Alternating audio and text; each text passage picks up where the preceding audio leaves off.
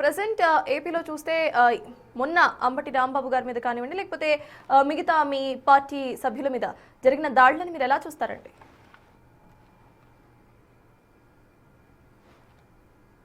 ఈరోజు ఏదైతే కూటమి అధికారంలోకి వచ్చిన తర్వాత గత 19 నెలల నుంచి వాళ్ళు చేస్తున్నటువంటి నిర్వాహకం ఏంటంటే అభివృద్ధి లేదా సంక్షేమం లేదా వాళ్ళు ఇచ్చినటువంటి సూపర్ 6 ఈ హామీలన్నీ కూడా పక్కన పెట్టి వైఎస్ఆర్ కాంగ్రెస్ పార్టీ నాయకుల మీద కార్యకర్తల మీద తప్పుడు కేసులు పెట్టడం, జైళ్ళకు పంపడం, దాడులు చేయటం, చంపటం, ఈ విధమైనటువంటి కార్యక్రమాలకే ఈ కూటమి ప్రభుత్వం పరిమితం అవుతుంది అని క్లియర్గా కనబడతా ఉంది. ఇప్పుడు ఉన్నటువంటి సంఘటనలు కానీ ఒక్కోసారి చూస్తే అంబటి రాంబాబు గారికి సంబంధించి మరి అంతకు ముందే అనేక మంది నాయకుల మీద దాడులు జరిగినాయి. ఒక్కళ్ళని కాదు, పేర్ని నాని గారి మీదో లేదా విడుదల రజనీ గారి మీదనో, అలాగే బ్రహ్మనాయుడు గారు, అనేక మంది నాయకుల మీద దాడులు చేయరా. అందులో భాగంగానే మరి మొన్నటికి మొన్న అంబటి రాంబాబు గారి మీద ఇంటిపై దాడి చేయడం అనేటువంటిది దురదృష్టకరమైనటువంటి విషయం. ప్రజాస్వామ్యంలో దాడులకు లేదా ప్రతిదాడులకు తావు లేదు. ప్రజాస్వామ్యంలో ఖచ్చితంగా చట్ట ప్రకారం పోవాలా, చట్టం ఏదైతే నిర్దేశిస్తుందో దాని ప్రకారం నడుచుకోవాల్సినటువంటి అవసరం వాళ్ళకి ఉంటుంది, మాకు ఉంటుంది. కానీ చట్టాన్ని డాక్టర్ బిఆర్ అంబేద్కర్ గారు రచించిన రాజ్యాంగాన్ని తొంగలో తొక్కి ఈరోజు కూటమి ప్రభుత్వం వ్యవహరిస్తున్నటువంటి తీరు చూస్తూ ఉంటే, అంటే ఒకప్పుడు బీహార్లో ఇలాంటి పరిస్థితులు ఉండేవని చెప్పుకునేవాళ్ళం. ఈరోజు ఆంధ్రప్రదేశ్లో కూడా బీహార్ని మించిపోయినటువంటి కార్యక్రమాలు అధికారంలో ఉన్నటువంటి పార్టీ చేస్తూ ఉంది.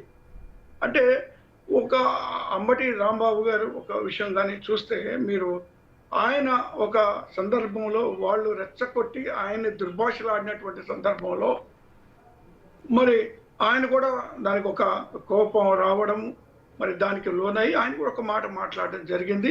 ఆ మాటకు మళ్ళీ వచ్చిన తర్వాత నేను ఇలా మాట్లాడకుండా ఉంటే బాగుండేది అని కూడా ఆయన ఒక రకంగా మరి దాన్ని చింతించి లేదా క్షమాపణ చెప్పినటువంటి పరిస్థితులు ఉన్నాయి.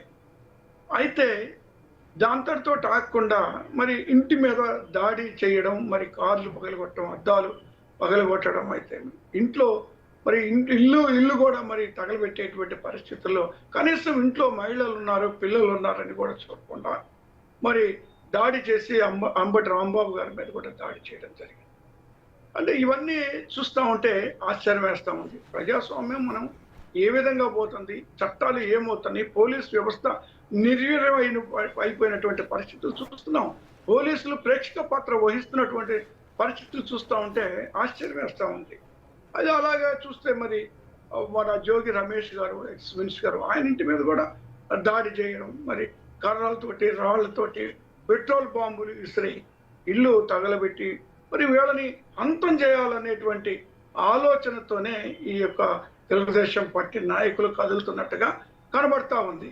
అయితే ఇందులో ఆశ్చర్యకరమైనటువంటి విషయం, మరి ఈ యొక్క రాంబాబు గారి విషయంగానే ఒకసారి చూస్తే, అది పట్టణానికి నడిబొడ్డున ఉన్నటువంటి పరిస్థితులు, పోలీస్ స్టేషన్లు కూడా అతి చేరువలో ఉన్నటువంటి పరిస్థితుల్లో కూడా పోలీసులు రక్షణ కల్పించడంలో పూర్తిగా విఫలమయ్యారు. మరి దాన్ని బట్టి చూస్తే వాళ్ళు వన్ సైడెడ్గా పోలీసు వ్యవస్థ కూడా మరి వాళ్ళు పచ్చ చొక్కాలు వేసుకొని ఈరోజు తెలుగుదేశం పార్టీకి మద్దతు ఇస్తున్నట్టుగా కనబడతా ఉంది. కాబట్టి మేము ఒకటే కోరుతా ఉన్నాం, అధికారం అనేటువంటిది శాశ్వతం కాదు. రేపు మళ్ళీ వైఎస్ఆర్ కాంగ్రెస్ పార్టీ 29 ఎన్నికల్లో ప్రజలు ఆశీర్వదిస్తే ఖచ్చితంగా అధికారంలోకి వస్తాం. అప్పుడు వీళ్ళు ఎక్కడుంటారు, ఎక్కడికి వెళ్తారు? మరి బంకర్లో దాక్కుంటారా, లేదా కలుగుల్లో దాక్కుంటారా, మరొక చోటుకి వెళ్తారా, లేదా విదేశాలకు వెళ్తారా? ఎక్కడికి వెళ్ళినా సరే ఈ యొక్క భూమండలం దాటి చంద్రమండలానికి పోని ఇంకొక మండలానికి పోయినా కూడా వాళ్ళని పట్టుకొస్తాం ఖచ్చితంగా. ఏ ఒక్కరిని కూడా వదిలిపెట్టాం. ఖచ్చితంగా మరి చట్టం ముందు నిలబడతాం. ఇప్పుడు మా నాయకుడు జగన్మోహన్ రెడ్డి గారు ఒకసారి కానీ కొనసాగి చేస్తే ఎక్కడుంటారు వీళ్ళు? మేము ఎదురు దాడికి సిద్ధపడింది అనుకోండి వైఎస్ఆర్ కాంగ్రెస్ పార్టీ, ఏ ఒక్కరు కూడా మిగలరు. ఎదురు దాడి చేయడానికి జగన్మోహన్ రెడ్డి గారు అంగీకరించరు. కాబట్టి ఈ రోజు వీళ్ళు ఇన్ని వ్యవహారాలు చేస్తా ఉన్నారు. దాన్ని మంచితనాన్ని కూడా చేతగానితనంగా భావించి ఈ రోజు మా మీద దాడులు చేస్తా ఉన్నారంటే ఖచ్చితంగా తిరుగుబాటు అనేది వస్తుంది. ఎదురు దాడికి వైఎస్ఆర్ కాంగ్రెస్ పార్టీ కేడర్ మొత్తం సిద్ధంగా ఉంటది. ఇలాంటి సంఘటనలు కానీ పునరావృతం అయితే అనే మాట మాత్రం నేను గట్టిగా చెప్పదు.